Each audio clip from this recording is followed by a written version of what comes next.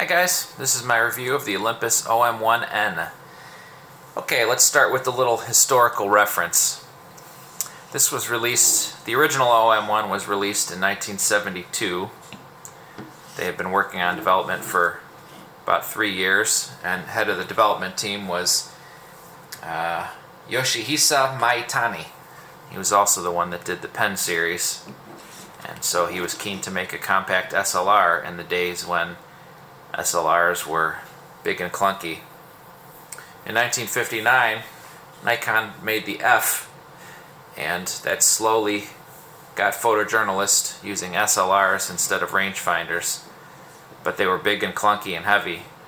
So finally by 72, Maitani said, let's have an SLR that's not clunky and heavy, but still fully featured, hence the OM1. They released a motor drive version a couple years later in 74. You can see by my thumb there, it says MD. And then, I'll have to look, but the N version, see the N suffix just after the OM1 here, was released in about 1978. This is the best of them. It has an improved winding mechanism and shape to the wind lever condom there. Okay, let's get right into the pros and cons.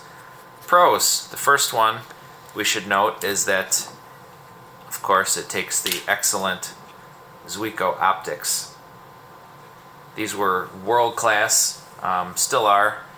These days they're a little bit behind in lens coating because the early ones were not multi-coated. You can see this one is not. It's not too purple or green. One little bit of trivia, as you can see here, they always say Zuiko and then they have a alpha character before that, and that represented the number of characters. So this F Zuiko, F is a 6 letter, so it was a 6-element lens. So that's the first thing. It takes the Zuiko optics, which are outstanding. The next thing is, it was, like I said, it's compact. It's compact and lightweight. The Nikon F2 of the day weighed twice as much as this one does, with the same capabilities. The build quality is superb. I would say there's nothing that could equal the build quality of this camera at this time. Leicas maybe were about the same, but I don't know. I took out an M6 one time and shot a roll with it, and I'd take an OM1N any day over an M6. Another one, they're fully featured. It had all the pro features. It had interchangeable focusing screens. You couldn't change the prism, so you had to change the focusing screens from inside. So when you buy a focusing screen, they give you a little special little tweezers, and there's a little tab you flip up, and it's actually not too bad. This is one of the few OM models that had a mirror lockup. That's what this is.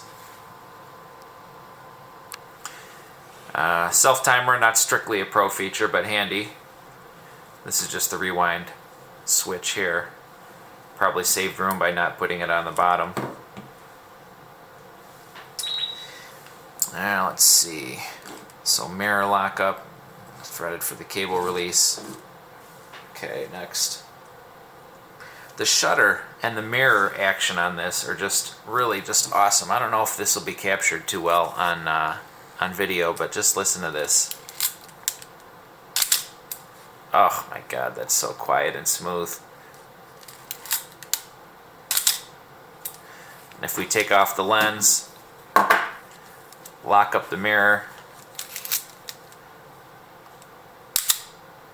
it's just like a Leica shutter. So smooth. While we have the lens off, I'll point out something. On the Olympus OM system, the depth of field preview was via a button on the lens. Sometimes that feels a little bit clumsy, but the advantage is you can get any cheap-ass OM SLR and it's going to have depth of field preview. Whereas if you compare it to something like a Nikon, only the higher level models had the depth of field preview. And the downside to that is you had more mechanics in the lenses, so when you buy OM lenses, you should always ask the seller, is the aperture snappy? because it seems like about half of them aren't. They'll say it's great, and then you'll get it and you'll find out that it's jacked up. Someone put oil in there or whatever. Okay. Now here's another thing. This is something that no one ever mentions in the reviews, so I'm going to mention it. I'm not going to focus so much on specifications and so forth. But one thing that I would like to mention is, you'll notice the hot shoe is easily removable here. You can pop that off. That's not such a great feature because you would never really want anything except for shoe 4. But what is cool is when you take it off, the back of the prism here fits right under your eyebrow. So for example, if you're shooting a rangefinder and you're right eye dominant, you have the rangefinder window right over here, then your nose just fits right over here next to the camera. That's kind of nice. That's one of the nice things about rangefinders. This doesn't have that, but it does have where this fits right under your eyebrow. And it's just really a nice fit. Pop off that hot shoe and it just fits in there like there's no other SLR that fits your face like an OM1. While we're talking about the hot shoe, I have to admit it's made out of phenolic, which is a real hard thermoset. Not really a thermoplastic, but a thermoset. So what happens is if you put a big heavy flash on here, anything bigger than the T32 that Olympus sold, and it takes any kind of a hit at all, you're going to crack that because it's kind of a brittle plastic. These days, I don't think a lot of people are shooting flash with film SLRs. I keep it on here just to keep the electrical contacts underneath it clean. Another positive is that for the caliber of camera this is, it's nice and cheap on eBay. You see these all the time for, you know, $100 with the 50mm 1.8. So that's pretty awesome. Okay, now on to the cons. There's I mentioned earlier there's lots of mechanics in the lenses because of that depth of field preview, and then you got the aperture ring at the front here. Since the shutter speed dial is at the back, they put the shutter speed dial around the lens mount to save room in the top part of the camera here. That's part of the reason it was so compact in that day. Everyone else had the shutter speed dial here, where the Olympus has the film speed setting. So you got to watch for the sticky apertures.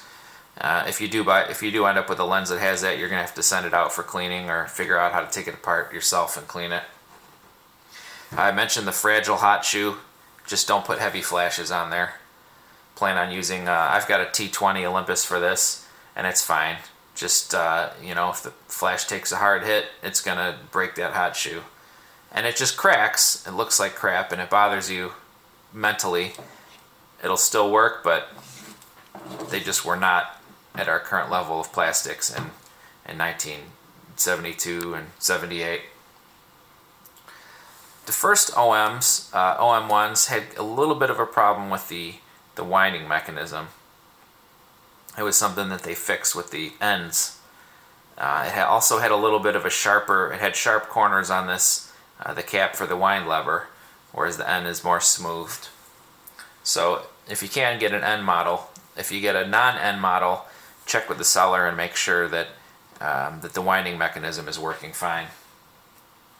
Another downside, there's no aperture or shutter speed display in the finder. So you're going to kind of look and remember where you are, and you'll kind of remember by the position of this. You'll start to get a feel for this after a while. That might be a deal killer for some people. They just got to be able to check that shutter speed and aperture without bringing the camera down. I might have mentioned this before, but as these lenses were designed in the late 60s, some of them, and they came out in the early 70s, a lot of them are not multi-coated. Optically, they're awesome, but the lack of multi-coating means they're not as resistant to flare as more modern lenses, so you should always plan on using a hood with these if you're going to be shooting in the sun. They had really good aluminum hoods that were available, but a collapsible rubber hood is just fine. You don't need anything too fancy. What's it like to use? This is something I like to focus on in my review videos because A lot of people get hung up in repeating specifications, and you can easily find those online somewhere else. This is a mechanical beauty of a camera. This is the first thing that strikes you about it. A lot of the mechanical cameras of the age were, they were fine, the mechanics were good, but this one, it just strikes you on the refinement. You can feel it in the winding action, you can hear it and feel it in the shutter, even something as simple as the rewind knob here. The way this just flips up and snaps down. Focus here. I don't know if you can hear this. Man, that's just beautiful. And it extends far enough out that you have plenty of torque and that you're not banging your fingers on the knob itself as the crank winds. It's just little details. They've seen to all those details. The switch is big and easy to see, easy to get to for the light meter power, the way it fits into underneath your eyebrow. And it also had, for the size of the camera, it had class-leading magnification of the viewfinder and also coverage. I don't think there was any other camera that had that level of finder coverage until the Nikon F3 of 10 or 12 years later, when they came out with their excellent prism for that one. It's the smoothest winding and the smoothest shutter of any SLR that I've ever shot, and I've shot a lot of them. You can't help just sitting here playing with it. Who is it for? This is for a photographer who is looking for a manual mechanical SLR who's not necessarily ready to follow the crowd. They want something that's just jewel-like precision and refinement.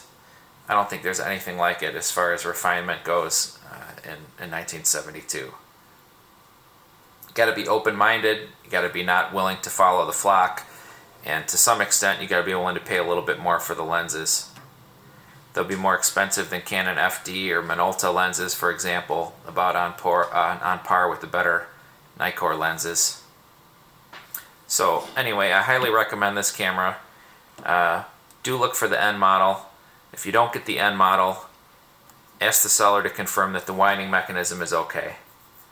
If you get a first generation one, make sure you're okay without the motor drive. I don't know why you'd want to use a motor drive on this camera. The mechanical winding is so good.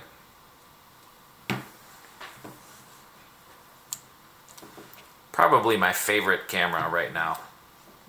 I don't know, maybe tied with the Rollei 35. Well, thanks for watching, guys. Probably something will occur to me after I finish recording this, so look down in the video description. I'll put some more information there, maybe some historical references, and maybe correct any errors in case I was, nervous while recording this or something like that. Thanks for watching. See you next time.